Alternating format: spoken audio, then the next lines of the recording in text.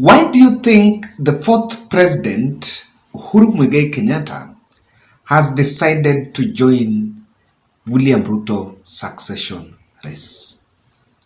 Why do you think? That is the question I will try to answer in this analysis. I want to humbly request you to subscribe to our channel, click the notification bell, and also like our video. For those who are sharing our videos, I want to say thank you very much for your support and continue subscribing.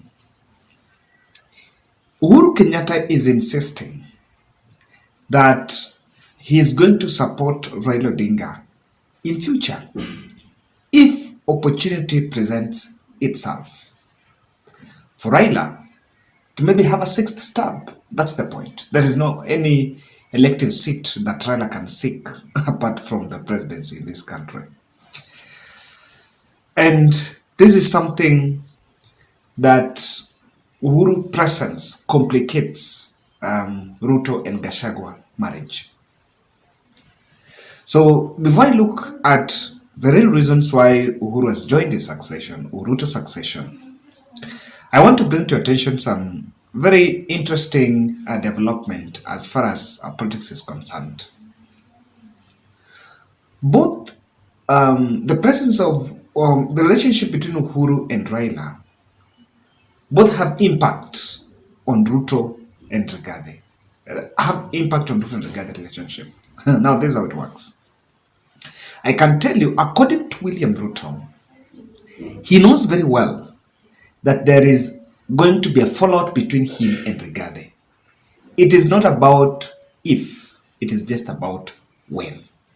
As we talk now, Mudavadi has more money than Mudavadi's allocation has more money than Rigathi. And Ruto knows that in the fullness of time, if they get the second term, there will be that breakaway. If they don't get, there is a high likelihood of things falling apart. And Rigathi will walk away with a chunk of Game vote. A chunk of it. Ruto knows very well that the only person that can replace what Rigathi can take away, the only person that has the numbers is Raila Odinga. But then, you cannot go after Raila Odinga if they are stuck with Uhuru Kenyatta. So that's number one. Number two, sadly, both of them, both Ruto and Rigathi, their interest with the Raila are both selfish. Now, Rigathi has a personal vendetta against Uhuru Kenyatta and would want to attack Uhuru directly, but Raila is the shield. So I can tell you that both Ruto and Raila, both Ruto and Rigathi don't have a problem with Raila. The only person that is now at stake here is Uhuru Muigai Kenyatta. They'll try to separate the two. But that chemistry is very potent. By then, if you look at the potency of Raila Uhuru, if you are to rate it, it's at 9, while that of Rigathi and Ruto is a bit low in terms of making political projection. So this is why, now with that in mind, that is why Uhuru is insisting on Ruto succession. President Uhuru Muigai Kenyatta also knows very well that people around him whom he trusted with his succession mismanaged it. He knows very well that people within State House and within different ranks that he entrusted to take care of his succession, or rather to support his succession agenda, mismanaged it. You know, I know many still wonder why Raila is not the president. Because the truth be said, the best opportunity that Raila had was 2022. In fact, there were two, 2017 and 2022. There were two. 2017 and 2022. But the opportunity did not materialize. And Uhuru knows very well that kuna watu ambao walikuwa karibu na yeye ambao hawakusupport the victory. Maybe he was even misadvised in terms of what needed to be done. There were a couple of small mistakes that maybe he was making them, but the intelligence team were not telling him really the truth or what was exactly at play.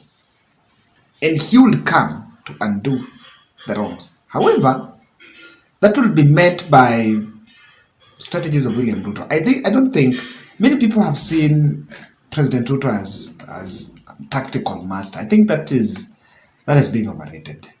No, it's not that. Ruto just had powerful forces behind him that wanted him to be in power. It's just that simple. I think when people talk about tactics, those tactics are being overrated.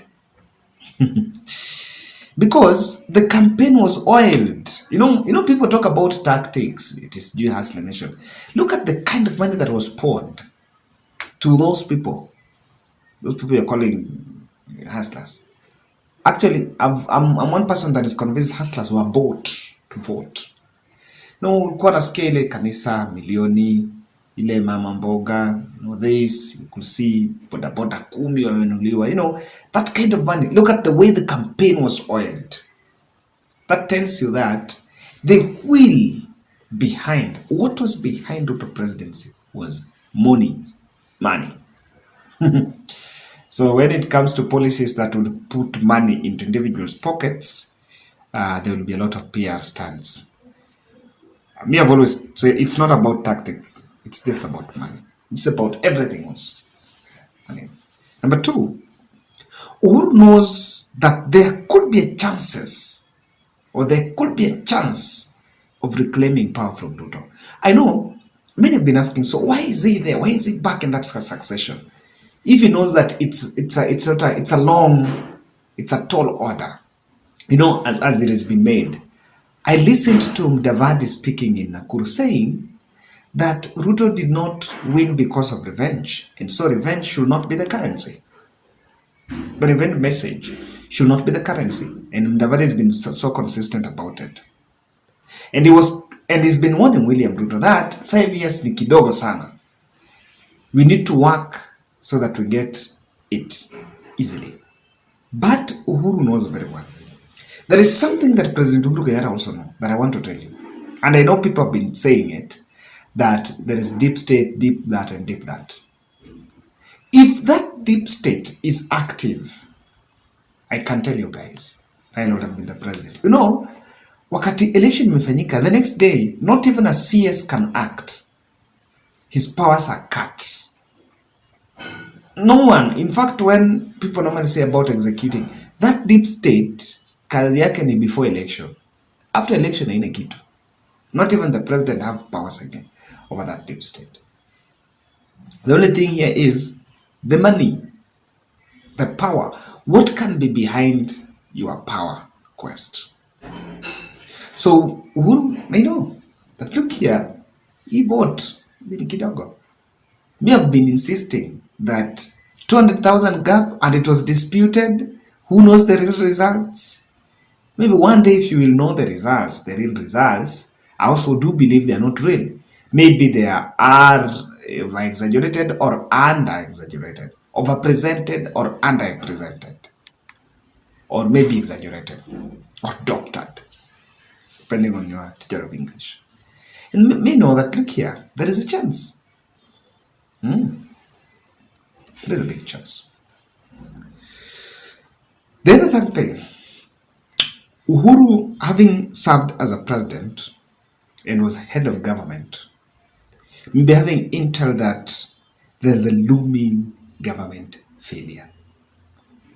Looming Ruto failure. Likely possible. And because of that, if Ruto would want to stage his re-election on that, then it will lack the spark. Uhuru Kenyatta staked his re-election on track record. That is in 2017. I remember that was by the time even SGR was being launched. And we had tried this. In fact, Uhuru had a lot good roadmap, especially in terms of infrastructure. He tried, but Raila gave him a run for the money. And they were with William Ruto. The same campaign William Ruto says he was the chief campaigner. Alikuwa yeye na Ruto una Uhuru Kenyatta. And Raila really gave them a run for the money.